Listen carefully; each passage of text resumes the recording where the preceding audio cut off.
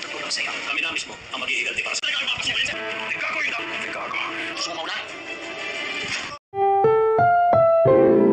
Ang programang ito ay rated SPG, striktong patnubay at gabay ng magulang ang kailangan. Sa muling pagkikita ni Marcelo at Tanggol ay maniningil na nga si Marcelo. Serbisyo ni Tanggol ang gustong kabayaran ni Marcelo sa paglaya ni Tanggol. Ngunit hindi niya basta-bastang makukuha si Tanggol dahil muli itong tatanggi.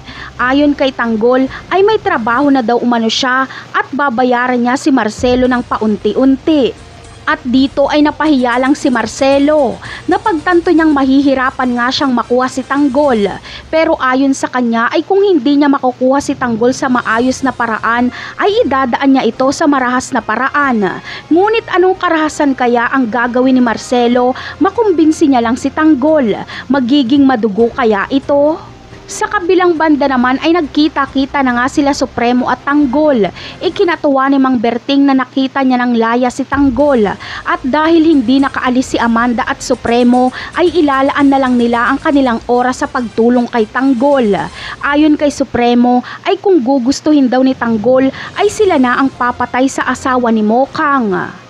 Ngunit hindi papayag si Tanggol. Ayaw niya kasing may madamay pa sa kanyang paghihiganti. At isa pa ay gusto ni Tanggol na siya mismo ang papatay sa asawa ni Mokang.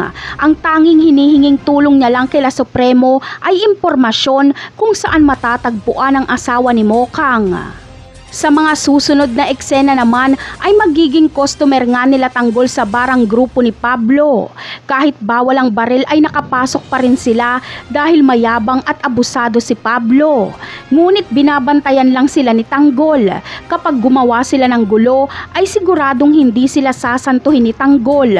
Parang batang babatukan lang ni Tanggol itong mayabang na si Pablo. Kursunada ni Pablo si Bubbles at imbis na umorder ng alak ay si Bubbles daw ang kanyang oorderin.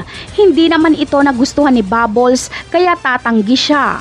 At dahil sa kayabangan ni Pablo ay ayaw niyang mapahiya kaya babastusin niya si Bubbles. At malamang ay dito na makukutusan ni Tanggol si Pablo. Kaya abangan na lang natin yan sa mga susunod na episode. Bye!